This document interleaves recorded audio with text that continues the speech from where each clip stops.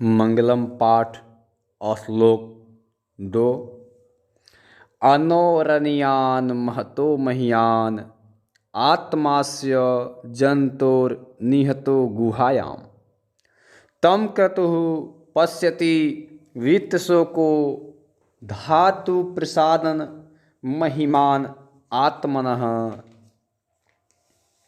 अर्थ इस प्रकार है, जीव के हृदय रूपी गुफा में अणु से भी सूक्ष्म तथा महान से भी महान यह आत्मा विद्यमान रहती है।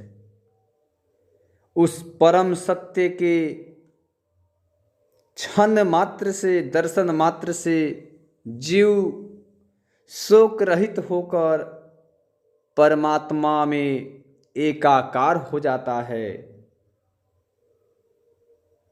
व्याख्या इस प्रकार है, प्रस्तुत श्लोक कठोपनिषद से संकलित तथा मंगलम पाठ से निकला है। इसमें आत्मा के स्वरूप एवं निवास के विषय में बताया गया है।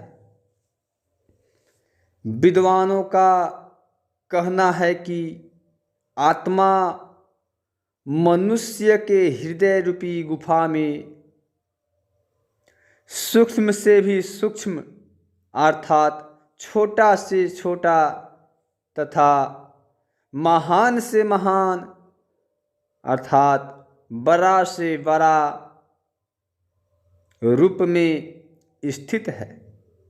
जब जीव शोक रहित होकर अर्थात सांसारिक माया मोह का त्याग करके हृदय स्थित आत्मा सत्य से साक्षात्कार करता है, तब उसकी आत्मा महान परमात्मा में मिल जाती है और जीव सारे सांसारिक बंधनों से मुक्त हो जाता है।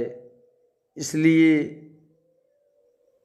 यह परम सत्य है कि प्रभु से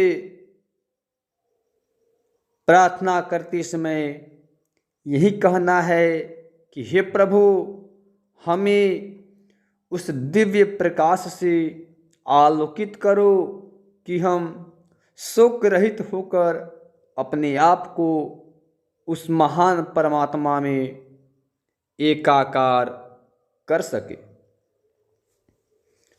श्लोक एक बार ध्यान से सुनिएगा। अनोरणीयान महतो महीयान आत्मास्य जंतोर निहतो गुहायां तम क्रतुः पश्यति वित्तशोको धातु प्रसादन महिमान आत्मनः। अर्थात जीव के हृदय रूपी गुफा में अणु से भी सूक्ष्म तथा महान से महान यह आत्मा विद्यमान रहती है। उस परम सत्य के दर्शन मात्र से जीव शोक रहित होकर परमात्मा में एकाकार हो सकता है। व्याख्या, प्रस्तुत श्लोक कठोपनिषद ग्रंथ से निकला है तथा मंगलम पाठ से उद्धत है।